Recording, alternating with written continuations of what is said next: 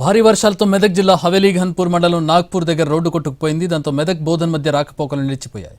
ఈ రోడ్డు 2 నెలల క్రితమే వేశారు. అంతలోనే భారీ వర్షాలు కురవడంతో భారీగా దెబ్బతింది. నక్కవాగు ఉధృతికి హైవే కోతకు గురైంది.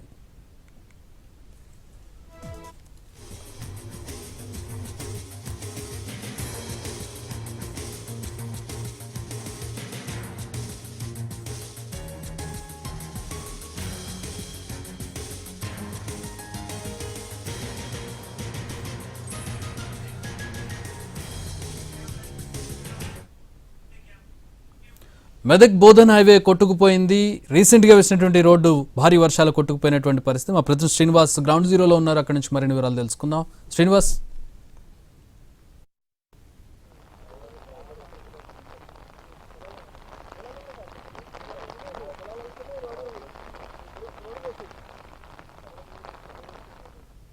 Srinivas, go ahead. మెదక్ జిల్లాలో భారీ వర్షం అతలాకుతలం సృష్టించిందనడానికి ఓ చిన్న ఘటన, ఇది కూడా ఓ చిన్న ఉదాహరణగా చెప్పుకోవచ్చు. నేను ప్రస్తుతం మెదక్ జిల్లాకు కూతవేటు దూరంలో ఉన్నటువంటి హవేలీ ఘన్పూర్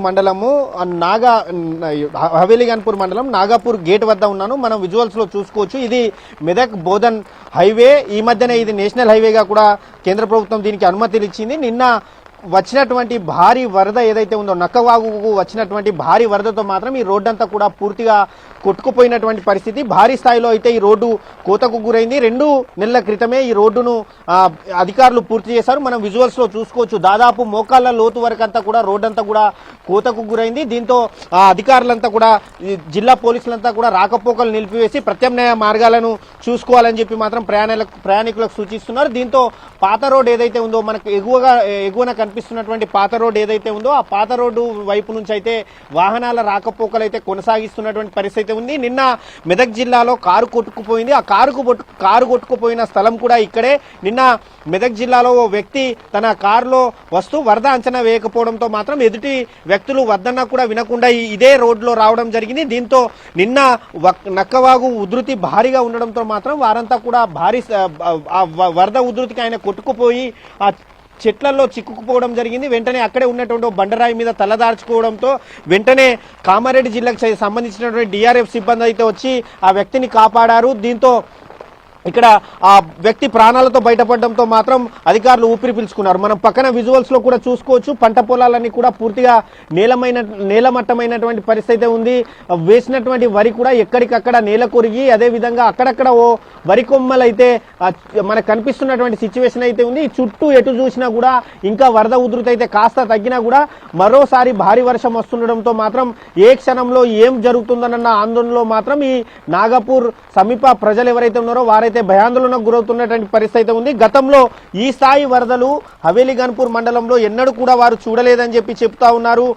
ఎప్పుడు కూడా గత దాదాపు 30 ఏళ్లుగా కూడా ఈ స్థాయిలో వర్షాలు రావడం ఇదే మొదటిసారి అని చెప్తున్నారు. దాదాపు కిలోమీటర్ల మేర ఎక్కడ చూసినా వరద, గ్రామాలు జలదిగ్బంధంలో చిక్కుకోవడం, వారంతా ఆహాకారాలు చేయడం మనం నిన్ననే చూసాము. ఇంకా మెదక్ జిల్లాలోనే ధూప్ సింగ్ తండా ఇంకా జలదిగ్బంధంలోనే ఉంది. వరద తగ్గినా కూడా వారికి కనీసం ఇప్పటి వరకు కూడా ఆహారాన్ని కూడా అందించలేనటువంటి పరిస్థితి ఉంది. కనీసం అక్కడ డ్రోన్లు ఏర్పాటు చేసన్నా, లేకపోతే ఇంకేమన్నా ప్రత్యామ్నాయ మార్గాలు ఏర్పాటు చేసన్నా వారికి ఆహారాన్ని అందించాల్సినటువంటి అవసరం ఉంది. కానీ అధికారులు ఆ దిశగా ఇప్పటి వరకు కూడా చర్యలు తీసుకోలేదన్న విమర్శలు అయితే ఉన్నాయి. మరోవైపు మెదక్ జిల్లా ఇన్ఛార్జ్ మంత్రి వివేక్ కూడా మెదక్ లో పర్యటిస్తున్నారు.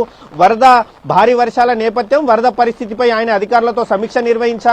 దాదాపు 20 కోట్ల మేర ఈ భారీ వర్షాలకు విద్యుత్ శాఖకైతే నష్టం వాటిల్లిందని చెప్పి మంత్రి అయితే వెల్లడించడం జరిగింది. నిన్న పిల్లికొట్టాల్లో భారీ వర్షాలకు సబ్స్టేషన్ కూడా కొట్టుకుపోవడం జరిగింది. అలాగే హవేలీ ఘన్పూర్ మండలంలో ఉన్నటువంటి చాలా వరకు గ్రామాలు, దాదాపు 10ల సంఖ్యలో గ్రామాలన్నీ కూడా జలదిగ్బంధంలో చిక్కుకున్నాయి. అదేవిధంగా మెదక్ కామారెడ్డి జిల్లా సరిహద్దుల్లో ఉన్నటువంటి పోచారం డ్యాం నిన్న ప్రమాదకరంగా ప్రవహిస్తుండడంతో కట్ట పక్కన గండిపడింది. అయితే ఇప్పుడు ప్రస్తుతానికి వరద తగ్గడంతో మాత్రం అక్కడ సమీప గ్రామాల ప్రజలు, అదేవిధంగా అధికారులు కూడా ఊపిరి పీల్చుకున్నారు. ముందస్తు జాగ్రత్తగా ఎటువంటి ప్రమాదం అదేవిధంగా ప్రమాదం జరగకుండా మాత్రం వారందరినీ సురక్షిత కేంద్రాలకు తరలించినటువంటి పరిస్థితి అయితే ఉంది.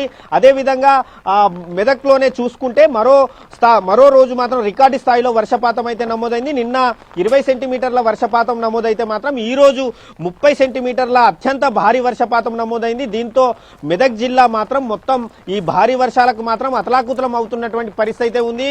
మరోవైపు మెదక్ జిల్లాలో రామాయంపేట కావచ్చు, చేగుంట, తూప్రాన్ ఈ ప్రాంతాల్లోనూ భారీ వర్షాలు కురుస్తుండటంతో మాత్రం అక్కడి ప్రాంతాలు కూడా జలమయమైనటువంటి సిచ్యువేషన్ అయితే మనకు కనిపిస్తుంది.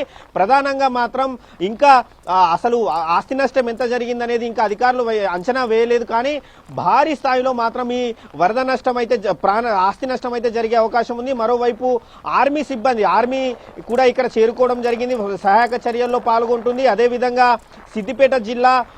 సిద్దిపేట జిల్లాలో ఉన్నటువంటి అక్బర్పేట్, భూంపల్లి, పోతారెడ్డిపేటలో రైతులు చిక్కుకున్నటువంటి వారిని ముగ్గురిని కాసేపటి క్రితమే అక్కడ రైతులు కూడా వారిని ఎస్డీఆర్ఎఫ్ సిబ్బంది కాపాడారు.